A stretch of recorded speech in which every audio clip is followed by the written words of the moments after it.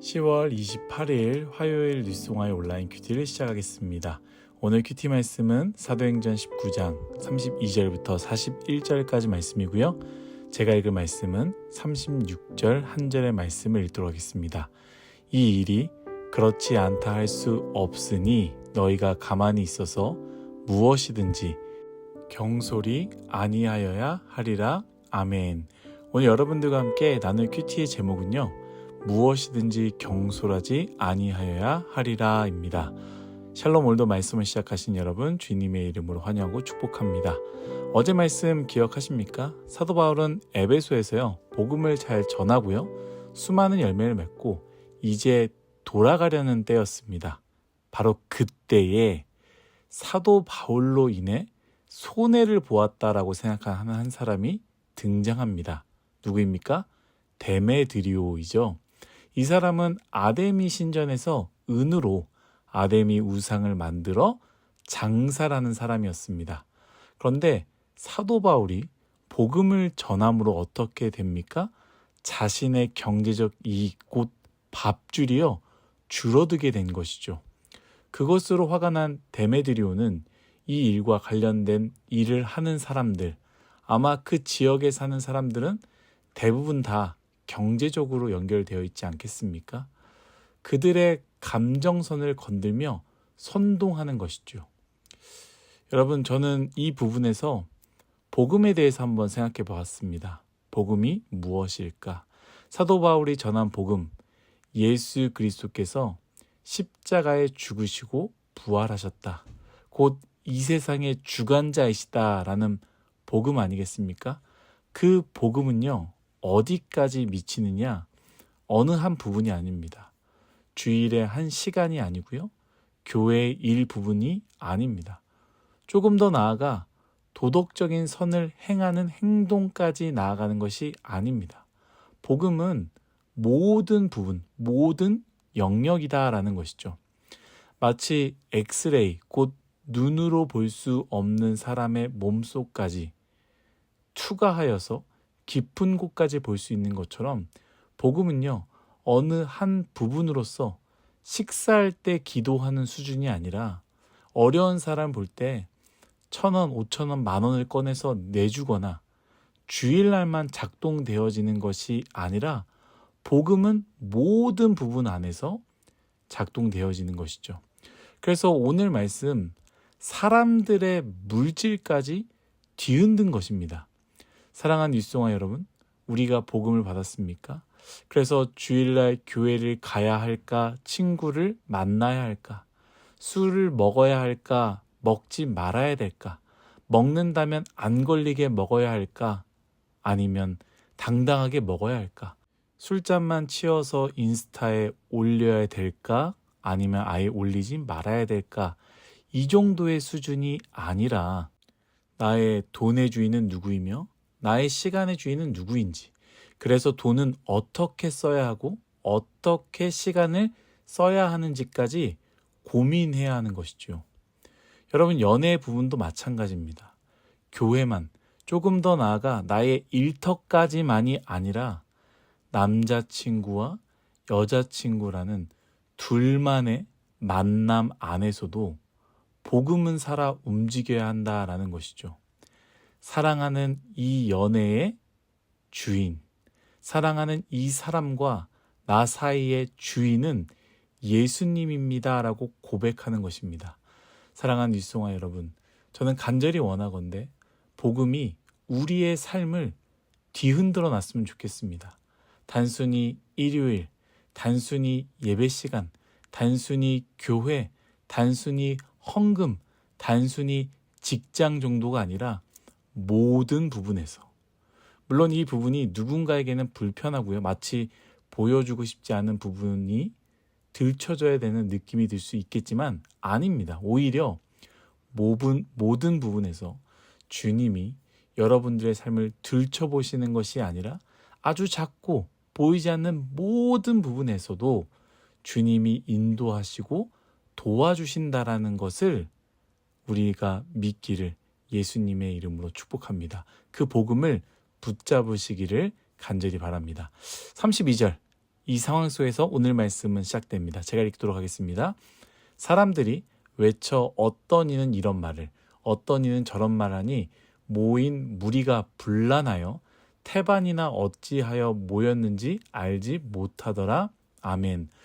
선동된 사람들이 몰려 나옵니다. 그리고 이들이 선동된 내용을 가지고 이것저것 가지고 이야기하는데요. 성경은 이 부분에 대해서 명확하게 말합니다. 이들의 대부분은 왜 모였는지도 모르더라. 선동된 사람들의 특징이기도 합니다. 사실 우리가 살아가는 이 시대, 대한민국을 넘어 온 세상이 그러한 시대이죠. 인터넷 커뮤니티에서 좌표가 찍히거나 유튜브 알고리즘을 통해서 썸네일을 통해서 이러한 일, 저러한 일이 있었다라고 할 때, 혹은 단톡방에서 누군가가 어떤 것을 전달할 때 우리는 사실 파악이 아니라 어떻게 대답합니까? 웬일이니? 라고 하며 분노의 대열에 합류하는 것이죠. 어찌하여 모였는지 알지 못하는 모습이 인터넷 안에서만 이루어지는 겁니까? 아니죠. 전에도 이야기했지만 우리 관계 속에서도 혹은 뉴스용화의 공동체 안에서도 마찬가지 아닐까요? 공동체 안에서 누군가에 대한 안 좋은 이야기가 들릴 때 우리는 사실 확인을 하지 않습니다. 그저 친한 사람이 전달하는 그 감정 공유를 택하는 것이죠. 한 5년쯤 되었을까요? 90년생이 온다라는 책이 있었는데요. 그 책을 재미있게 읽었습니다. 80년생 직장인이 신입으로 들어온 90년대생 사람들이 이전과 다르다라는 것을 느끼고 책으로 만들었는데요. 굉장히 재미있고 저자의 의도 또한 공감도 되었습니다. 90년대생 직장인들은요, 80년대생들과 다르게 일에 있어서 왜를 굉장히 많이 묻는다라고 합니다. 80년대생들은 왜를 묻지 않고요, 시키면 그냥 했던 것이죠. 그것이 설령 잘못된 일 혹은 자신에게 불합리한 일이다라는 것을 알면서도 시키면 그냥 묵묵히 했는데 90년대생들은요. 회사에서 부장님이, 차장님이 일을 시켜도 부당한 일이 아님에도 불구하고 그냥 일을 시키면 왜라는 질문을 하는 것이죠. 저는 그게 나쁘지는 않다라고 생각합니다. 저도 뉴스용화에게 그리고 또한 담임 목사님에게도 이야기를 했던 부분이에요. 청년 세대는 왜라는 질문에 대해서 대답하지 못하면 힘을 잃게 된다라고 이야기를 했습니다. 그래서 물어보면 최대한 제가 아는 한 안에서 설명하려고 합니다. 여러분, 저에게 불편한 것이 있다면 오십시오. 와서 왜냐고 물으십시오. 제가 최선을 다해서 설명하겠습니다. 그런데 제가 오늘 여러분들과 하고 싶은 말은 무엇이냐? 여러분, 도대체 왜 선동에 대해서는, 그리고 좋지 않은 이야기를 들을 때는 왜라는 질문을 하지 않습니까? 일에 대해서, 불합리한 것에 대해서, 불편한 것에 대해서는 왜라는 질문을 하는데 왜라는 질문 없이 왜 우리는 선동하는 사람들 옆에 서 있는 것일까요? 내가 느끼는 분노가, 그 확신이 오늘 말씀에 태반이나 어찌하여 모였는지 알지 못하더라와 같은 군중심리로 서 있는 것은 아닌지 돌아보았으면 좋겠습니다. 다시 말씀으로 돌아와서 오늘 본문으로 선택한 말씀 36절 말씀인데요. 이 일이 그렇지 않다 할 수 없으니 너희가 가만히 있어서 무엇이든지 경솔히 아니하여야 하리라. 아멘. 이 거대한 혼돈 속에서 이 거대한 혼돈을 잠재운 사람이 있었는데요. 누구입니까? 바울이 아닙니다. 사실 바울은 그곳에 있지 않았습니다. 이곳으로 나아가려고 할 때에 주변 사람들이 못 가게 막았죠. 그럼 그곳에 혼돈을 누가 막았습니까? 하나님을 알지 못하는 이방인 에베소의 서기장이었습니다.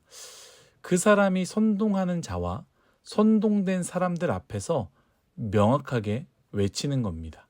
무슨 일에든지 경솔히 아니하여야 한다. 저는 이 부분이 굉장히 제 마음속에 와 닿았어요. 왜냐하면 이것이 바울이 이야기한 것이 아니라 그리스도인이 이야기한 것이 아니라 하나님을 알지 못하는 사람이 외쳤기 때문입니다. 여러분, 이 사람이 외친 것이 무엇입니까? 우리가 사는 이 세상에서 신앙인에게만 요구되어지는 특별한 덕목이 아니고요.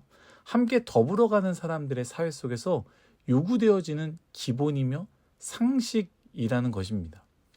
물론 말씀 안에서 복음을 가진 자가 아니라 우상을 섬기는 자로서 굉장히 광적이고 비이성적인 집단이죠. 그 사람들에게 외친 이야기였습니다. 이 사람들은 크도다 에베소 사람의 아데미어라고 계속 외치지 않습니까? 무슨 뜻이에요? 아데미 신은 위대하다라는 뜻입니다. 이렇게 외치는 집단들이 이 사회를 엉망으로 만들어 놓은 거예요. 여러분, 우리가 살아간 세상은 어떻습니까? 복음을 가진 사람들끼리, 예수님을 주라고 고백하는 사람들끼리, 목사들끼리, 교회끼리 세상 사람들마저도 기본과 상식으로 요구되어지고 지키는 것들을 지키지 않는 경우가 너무나 많이 있기 때문입니다. 여러분, 뉴스에서 기독교를, 목사를, 교회를, 집사를 더 노골적으로 밝히는 이유가 무엇인지 아십니까? 이걸 알아야 돼요. 이건 교회를 핍박하는 게 아니라 오히려 사회 구성원들이 교회에 대해서, 목사에 대해서, 집사에 대해서 좀 더 높은 도덕성을 기대하기 때문입니다. 그런데 아이러니하게도 그 높은 도덕성은커녕 믿지 않는 사람들도 하지 않는 일들을 할 때, 그런 일들을 교회에서 할 때, 그런 일들을 목사님들이 할 때에 엄청난 실망과 비난을 하게 되는 것이죠. 미로슬라프 볼프라는 신학자가 쓴 알라라는 책이 있어요. 여러 논쟁적이고 도발적인 질문을 하는데요. 한 질문이 저에게는 아직도 기억이 납니다. 그리스도인들에게 했던 이야기죠. 미국의 대부분 사람들은 알라라는 신을 극악무도한 신으로 생각한다. 왜냐하면 알라에 대해서 쓰여진 꾸란이라는 책을 보는 게 아니라 알라를 믿는 극단적인 사람들의 행동을 보고 그 신을 판단하기 때문이다. 그러면서 이 신학자는 이렇게 말합니다. 세상 사람들은 성경책에 쓰여진 예수 그리스도에 대해서는 관심이 없다. 오직 예수님을 따르는 그리스도인을 바라보며 그리스도를 판단할 뿐이다. 사랑하는 뉴스송아 여러분, 기독교가 많이 무너졌지만 저는 그렇게 믿어요.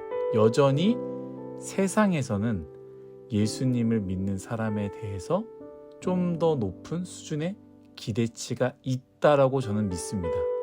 그런데 우리의 행동들이 세상에서 믿지 않는 사람들마저도 서로를 위해서 지키는 기본적이고 상징적인 덕목들을 무시해버린다면, 더 나아가 홧김에 분노의 카톡을 감정적인 SNS 글로 욱하는 마음으로 관계를 끊어버리고 사실 확인도 없이 누군가를 비난하는 데 동참한다면 아마 참 부끄럽게도 세상 사람들이 믿지 않는 사람들이 복음을 가진 우리에게 말할 것입니다. 그리스도인들아, 무엇이든지 경솔하게 행동하지 말라. 다 같이 기도하겠습니다. 하나님, 우리가 믿는 자로서 아름답게 살아가게 하여 주시고 우리가 살아가는 이 사회 속에서 빛과 소금의 역할을 감당하는 우리 뉴스송아이 모두가 되기 원합니다. 감사하며 예수님의 이름으로 기도드렸습니다. 아멘.